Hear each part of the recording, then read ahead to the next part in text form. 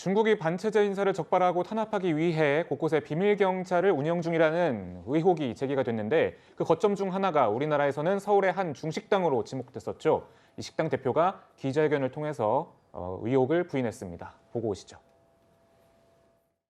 비밀경찰서 버더 사건이 발생하기 이전 동방명조는 정상적인 영업 장소였으나 해당 사건 이후 범하유에 오르게 되었습니다. 저는 진실은 반드시 밝혀질 것이라고 믿습니다.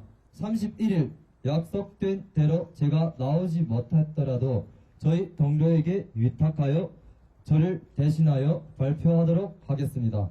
안전 우려로 100명만 입장해 취재, 보도 또는 방청을 할 수 있습니다. 입장권은 1인당 3만 원이며 매진될 때까지 판매합니다.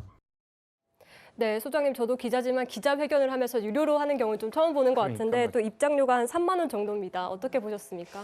그러니까 저는 지금 이게 만약에 사실이라면 이거는 엄청난 주권 침해거든요. 네. 그러니까 중국 정부가 항상 강조하는 것이 주권주의입니다. 그래서 네. 모든 건 내정은 간섭할 수 없고 뭐 이런 것들을 강조하는데 오히려 만약에 이게 사실이라면 한국의 자국의 어떤 공권력을 여기다 두었다는 것이거든요. 네. 또 한 가지는 지금 이런 의혹이 한국에서만 발생하고 있지 않다는 것이에요. 여러 국가에서 이런 이 파견 경찰서의 어떤 역할이라는 것이 의혹이 드러나고 있기 때문에 오히려 중국 정부는 이런 부분에서 더 조사단을 파견해서라도 증명을 하는 것을, 진실이 무엇인지를 증명하는 것을 자국이 먼저 한다 그러면 네. 그 부분에 대해서 우리가 좀 더 이해도가 높아지지 않을까라는 생각인데 자꾸 저런 식으로 무조건 아니다라고 얘기를 하면 지금 많은 국가들에서 벌어지고 있는 현상은 무엇인가? 그리고 가장 이제 우리가 의아하게 생각하는 것은 저게 굉장히 대규모 식당이에요. 그런데 네.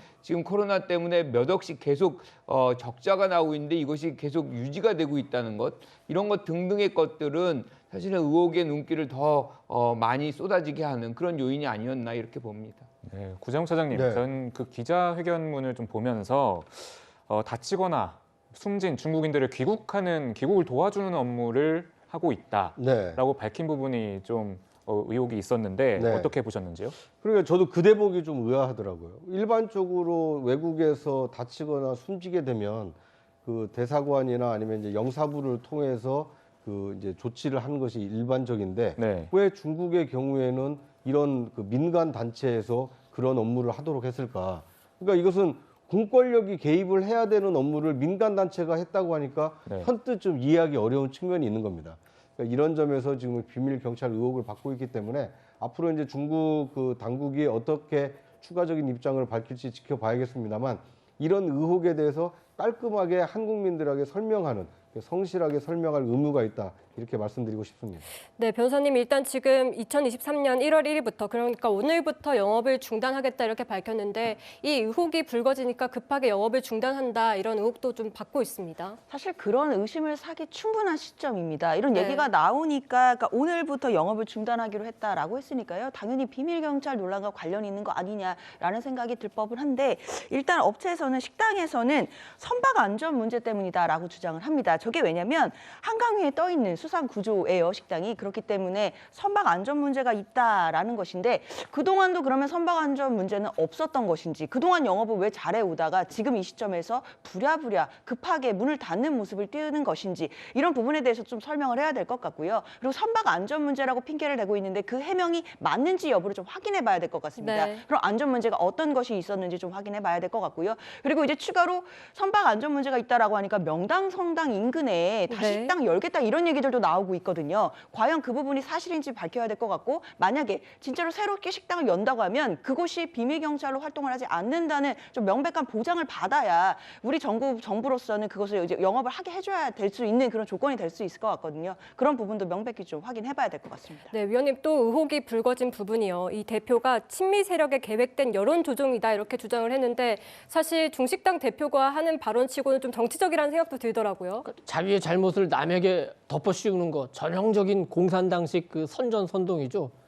우리 정치에서도 일부 정당이 약간 그런 방식을 많이 쓰긴 합니다만 이건 그 명백한 국권 침해죠. 지금 그 왕 대표 왕 사장이 한 얘기가 질병이 있거나 돌발적인 상황으로 문제가 발생할 경우에 자국민을 중국으로 보내는 일을 했다 하는데 이거는 엄연히 그 영사가 할 일인데다가 돌발적인 상황이 뭐죠? 이 부분에 대해서도 우리가 직접적으로 아마 조사를 해야 될 필요가 있습니다. 돌발적인 상황이라는 거는 여러 가지 가정을 가능케 하는 거 아닙니까? 그래서 철저하게 조사를 하고 후속 조치를 반드시 취해야 됩니다.